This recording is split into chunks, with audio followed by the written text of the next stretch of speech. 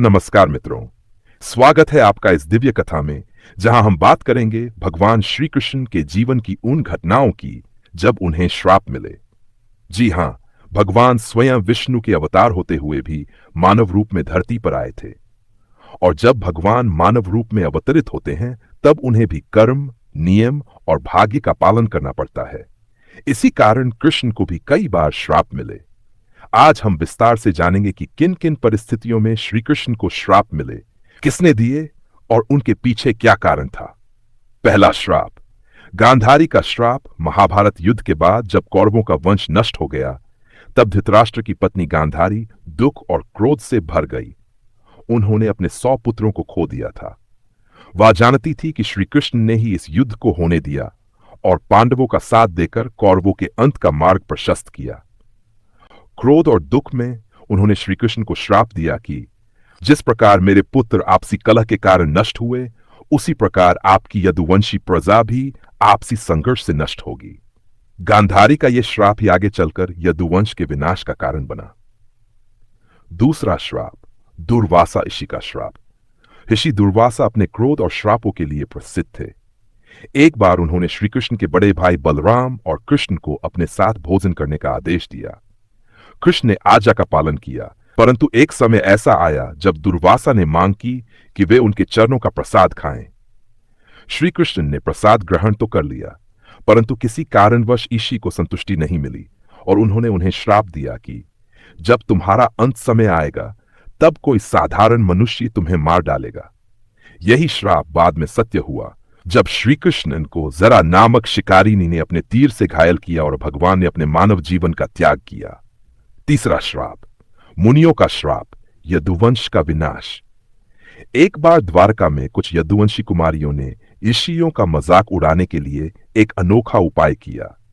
उन्होंने सांब नामक यदुवंशी युवक को स्त्री के वेश में सजाकर ऋषियों के पास भेजा और उनसे पूछा कि इस गर्भवती स्त्री के पेट में पुत्र होगा या पुत्री। ऋषियों ने जब अपनी दिव्य दृष्टि से देखा तो उन्हें छल का आभास हुआ। क्रोधित होकर उन्होंने श्राप दिया, इसके गर्भ से एक लोहे का मूसल उत्पन्न होगा और यही मूसल यदुवंश के विनाश का कारण बनेगा। बाद में यह श्राप सत्य सिद्ध हुआ। सांब के गर्भ से वास्तव में लोहे का मूसल निकला और उसी मूसल से यदुवंशी आपसी कलह में एक दूसरे का वध करने लगे। अंततः पूरा यदुवंश नष्ट हो गया। चौथा श्राप, रुक्मिणी के भाई रुक्मी का श्राप। रुक्मिणी का भाई रुक्मी कृष्ण से द्वेष रखता था।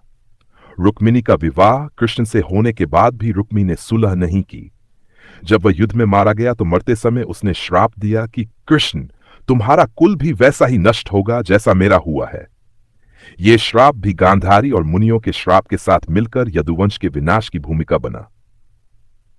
पांचवां श्राप, विदुरानी का श्राप। महाभारत के समय जब कौरवों ने द्रौपदी का चीरहरण किया तब विदुर की पत्नी विदुरानी ने भगवान से प्रार्थना की कि क्यों उन्होंने उस समय द्रौपदी की रक्षा नहीं की। जब भगवान ने विलंब से सहायता की तो विदुरानी ने भावावेश में कहा कि हे कृष्ण, जिस प्रकार तुमने द्रौपदी को विलंब से बचाया, उसी प्रकार अंत समय में कोई तुम्हें भी विलंब से बचाने आएगा और तब तक तुम्हें चोट पहुंच चुकी होगी। यह श्राप भी उसी घटना से जुड़ा था जब जरा शिकारी ने कृष्ण पर तीर चला दिया। छठा श्राप, भृगु ऋषि का श्राप। एक बार देवताओं और ऋषियों ने यह जानने का प्रयास किया कि त्रिदेवों में सबसे महान कौन है। भृगु ऋषि परीक्षण के लिए पहले ब्रह्मा, फिर शिव और अंत में विष्णु, कृष्ण विष्णु अवतार थे, के पास पहुंचे। जब विष्णु ने भृगु का अपमान सह लिया तब भी ऋषि संतुष्ट नहीं हुए और उन्होंने कहा, यद्यपि तुम महान हो परंतु तुम्हें अपने अवतार में अपमान सहकर ही रहना होगा।